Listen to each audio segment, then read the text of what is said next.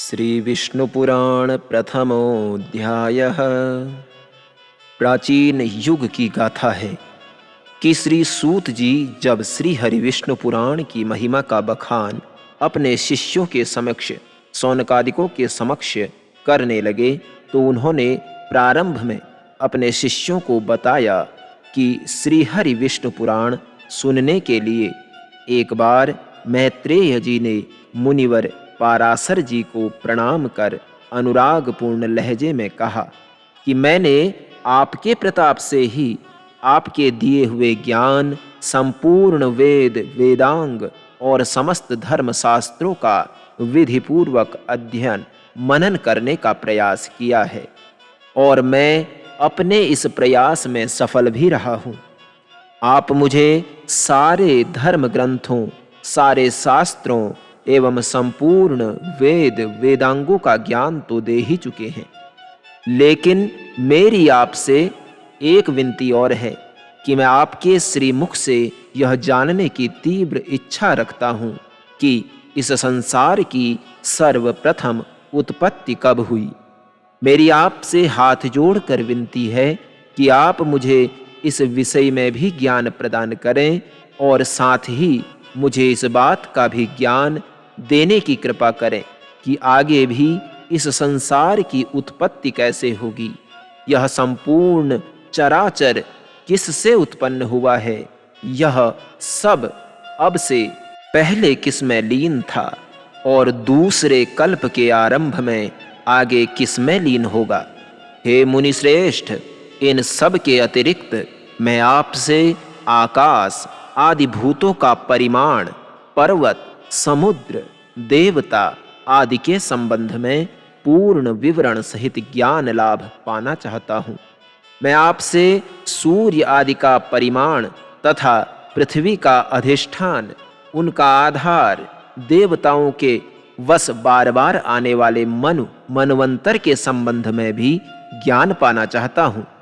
आपके श्रीमुख से बांटे गए कल्प और कल्पों के विभाग, प्रभाव एवं युगों के अलग अलग संपूर्ण धर्म, देवर्षि तथा राजर्षियों के चरित्र की भी गाथा से परिचित होना चाहता हूँ। श्री पाराशर जी ने बताया कि हे धर्मज्ञ, तुमने उस प्राचीन कथा की याद मुझे दिलाई है जिसका वर्णन किसी काल में मेरे बाबा श्री वशिष्ठ जी ने मुझे बताया था। जब मुझे इस बात का ज्ञान हुआ कि विश्वामित्र की प्रेरणा से मेरे पिताश्री को एक राक्षस ने अपना भोजन बना लिया तो मैं अत्यधिक क्रोधित हो गया। मुझे अत्यधिक क्रोध आया और राक्षसों से प्रतिशोध लेने की भावना से मैंने यज्ञ करना आरंभ किया। उस यज्ञ के प्रारंभ में ही सैकड़ों राक्षसों का सर्वनाश हो गया। जब मेरे यज्ञ की अग्नि ने विध्वंसकारी रूप धारण किया तो राक्षसों का विध्वंस होने लगा। तो पितामह वशिष्ठ जी मुझसे बोले कि हे विप्र वत्स, अधिक क्रोध करना उचित नहीं है। अब तुम इस क्रोध का त्याग करो।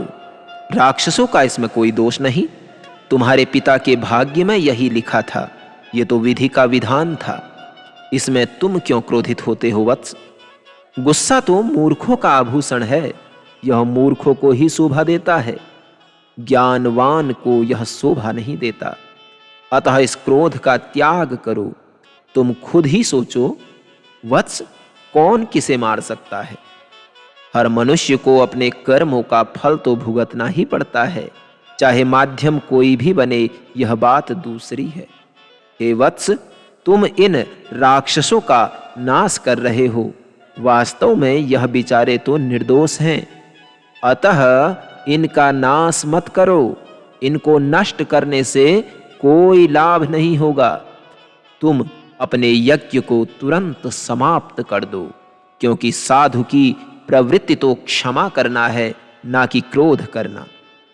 पितामह वशिष्ठ जी के ज्ञान उपदेश को सुनकर, उनकी बताई बातों का गौरव जान समझकर, उनकी बातों को महत्व देकर मैंने अपने यज्ञ को समाप्त कर दिया। राक्षस यज्ञ समाप्त करते ही मुझसे महामुनि वशिष्ठ जी बड़े प्रसन्न हुए। उसी क्षण ब्रह्मा जी के सुपुत्र श्री पुलस्त्य जी का वहां आगमन हुआ। तब मेरे पितामह महामुनि श्री वशिष्ठ जी ने पुलस्त्य जी को अर्घ्य दान दिया। तब श्री पुलस्त्य जी ने आसन ग्रहण किया और मुझसे संबोधित होकर उन्होंने अपने श्रीमुख से कहा, अपने मन में राक्षसों के प्रति क्रोध होने के बाद भी तुमने श्री वशिष्ठ जी के समझाने से राक्षसों को क्षमा दान दिया, अतः तुम समस्त शास्त्रों के ज्ञाता हो जाओगे।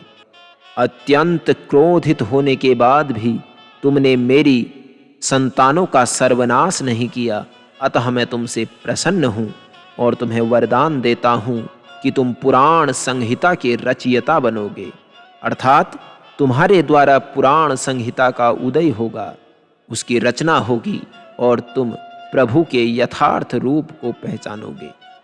पुलस्त्य जी ने जब अपने श्रीमुख से ऐसे वचन कहे तो मेरे पितामह श्री वशिष्ठ जी कहने लगे, हे वत्स, अभी जो वचन पुलस्त्य जी के मुख से निकले हैं वो अवश्य तुम्हें फलेंगे।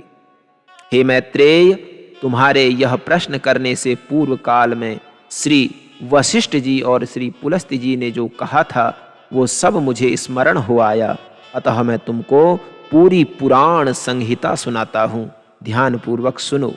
इस संसार की श्री विष्णु द्वारा ही उत्पत्ति हुई है, अतः यह उन्हीं में स्थित है। स्वयं श्री विष्णु भगवान ही इस जगत की स्थिति और लय के कर्ता हैं और वे ही संसार हैं और संसार ही वो स्वयं हैं। जय जय श्री हरि।